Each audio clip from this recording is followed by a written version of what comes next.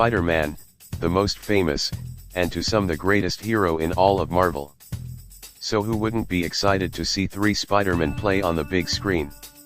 And today, instead of figuring out which Spider-Man is the best, I'm going to put them up against each other to see who will win in a fight. Toby Maguire, the first Spider-Man and a fan favorite. Andrew Garfield, the second Spider-Man that went out too soon. And Tom Holland, the third Spider-Man of the MCU. For this matchup I will only be counting the feats shown in their respective movies.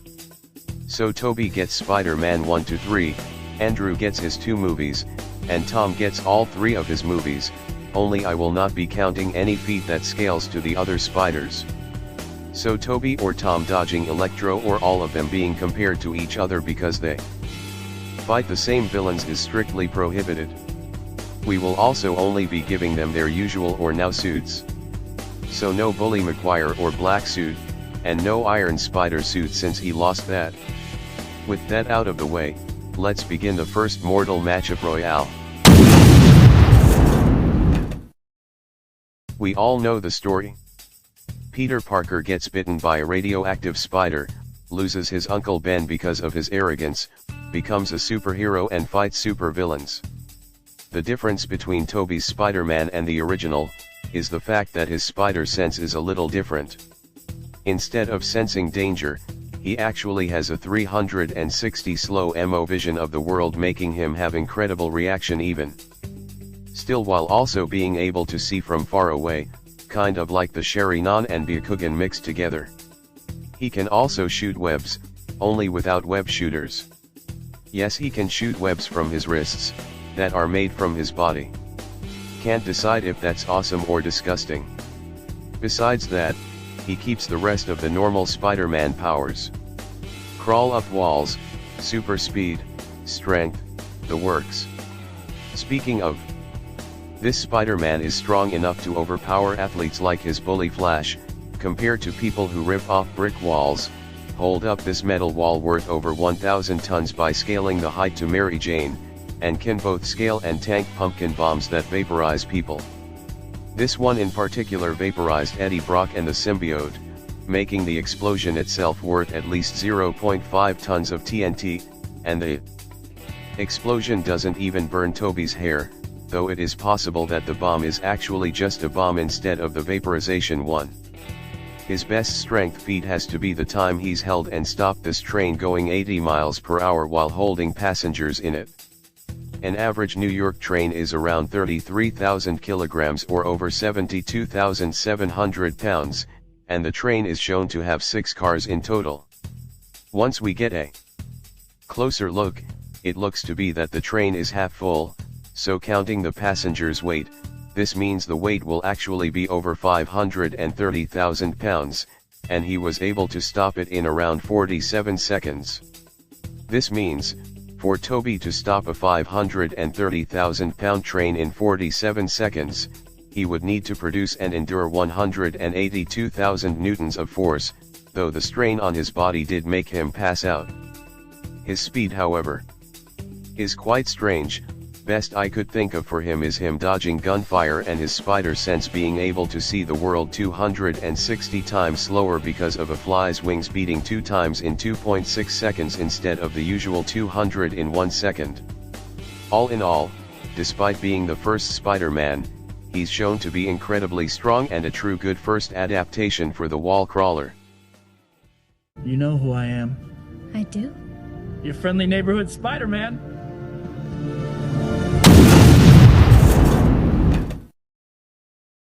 We all know the story. Peter Parker gets bitten by a radioactive spider, loses his Uncle Ben because of his arrogance, becomes a superhero and fights supervillains. Unlike Toby, Andrew is more like the original Spider-Man, being that he has his own web shooters. Though again, unlike Toby, doesn't have many good strength feats. He could easily rip through a sink and pick up a car and go toe-to-toe with foes like the Lizard, but his speed is where he's at, probably due to that slim body of his. He's fast enough to dodge multiple gunshots with ease, catch a fly mid-air, and can even dodge Electro's lightning bolts. specifically when he saved these two people from getting shocked by Electro. Assuming Electro is actually sending out lightning that's as fast as lightning, for Spidey to throw his web in time to save them, he would need a speed of around Mach 1514, though it's possible these lightning bolts are possibly slower since Electro wasn't at full strength and they took a bit to travel up the rail. This is mostly thanks to his spider sense, which is an actual sense. He can sense when danger is arriving, though it doesn't always help if the person is too fast or if Peter chooses to ignore it. That's not all. He's also durable enough to tank that lightning head on. Specifically where Electro is at his maximum, meaning Andrew can tank around 28 tons of TNT, though his suit definitely helped and he obviously can't scale his strength to that. He's also incredibly smart, like any other Peter, being able to create his own webs and even electric-proof them. All in all, while Andrew's Spider-Man movies died early, it surely left an impression as the second live-action Spider-Man. Uh-oh, somebody's been a bad lizard. We all know the story.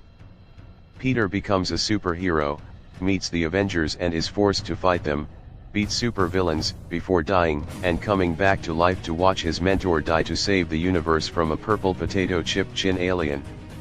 Wait, what? The MCU Spider-Man is a little different from the previous versions, if you can't tell. He even has different suits, like the Iron Spider, the Homecoming suit, and the suit he made in his second movie, which carried on to the third movie, which also got a nanotechnology upgrade, thanks to Tony Stark.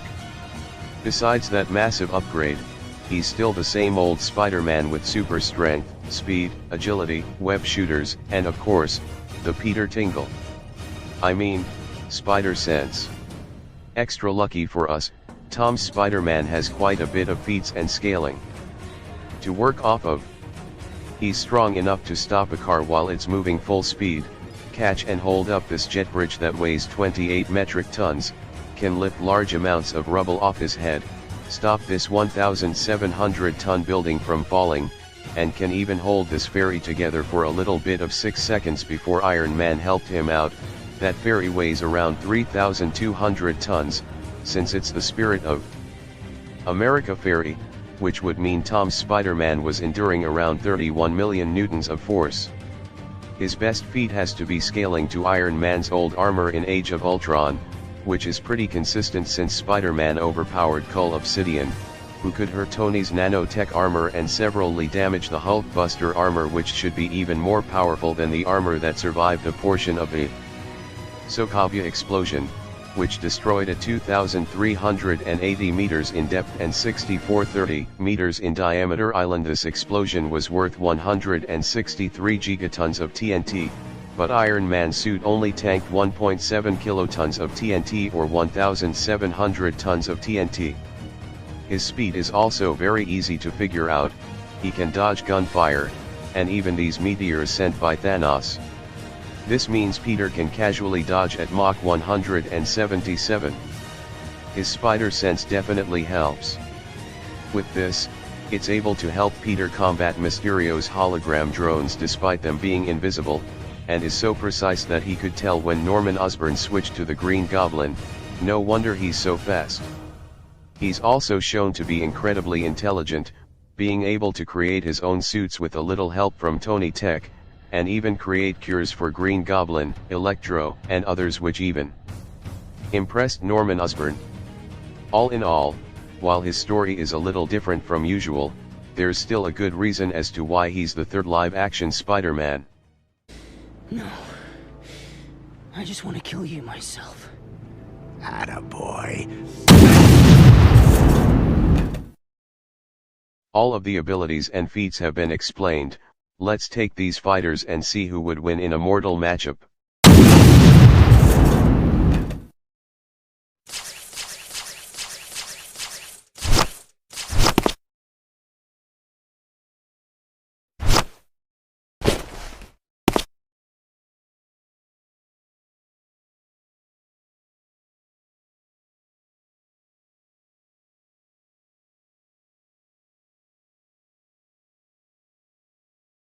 Fight!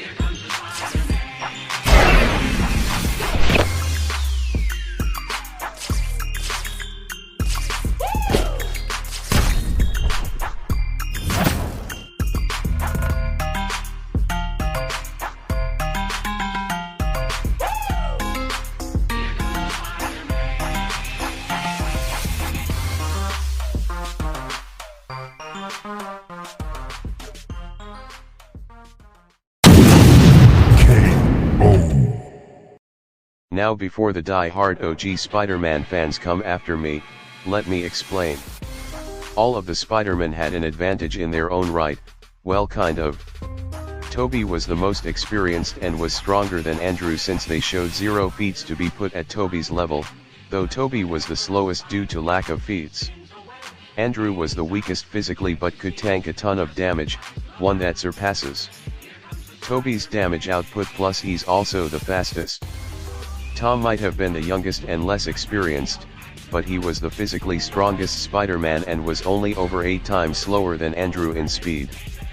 Not to mention Tom has the best intelligence feats and best spider sense, as his was so precise that even Green Goblin's switching personalities couldn't trick Tom's spider sense. Now I know what some Toby fans may be asking. But Toby Maguire stopped a loaded train for almost a minute, how does Tom beat that? And at first glance you may think that Toby's train feet lasting longer would surpass Tom's boat feet, but it doesn't, and that's just because of how damn heavy the thing was.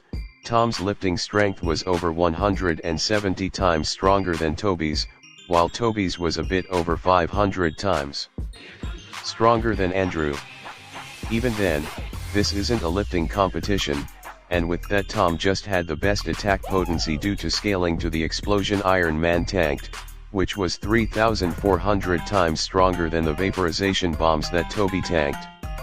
In the end, Tom just had the strength, greater speed against Toby, better spider sense, intelligence, and even gadgets to take out the other Spider-Men. The winner is the MCU Spider-Man.